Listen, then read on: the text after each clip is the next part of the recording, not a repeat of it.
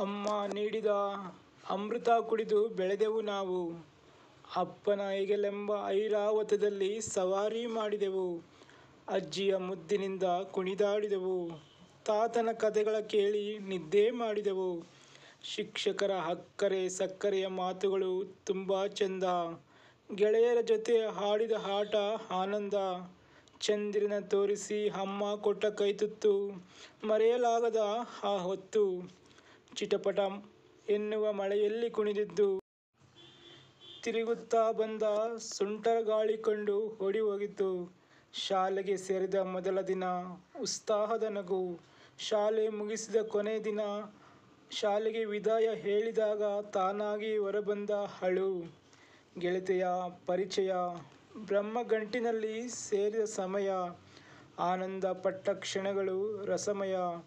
ಅಪ್ಪ ಅಮ್ಮ ಪಟ್ಟ ಪಡೆದಾಗ ನಿಭಾಯಿಸುವ ಭಯ. ವಂಶದ ಬೆಳಗುವ ದೀಪ ನಕ್ಕಾಗ ನಲಿದೆವು, ಅತ್ತಾಗ ನಾವು ಅತ್ತೆವು. ಆಯಸ್ಸು ಪ್ರಯಾಣ ಕೊನೆ ನಿಲ್ದಾಣ ಸೇರಿತು. ಉಸಿರಾಡಿದಾಗ ಉಬ್ಬಿ ತಗ್ಗುತ್ತಿದ್ದ ಉದರ ಸ್ತಬ್ಧವಾಯಿತು. ಕಣ್ಣಿನ ಪರದೆಗೆ ಕತ್ತಲು ಕವಿಯಿತು.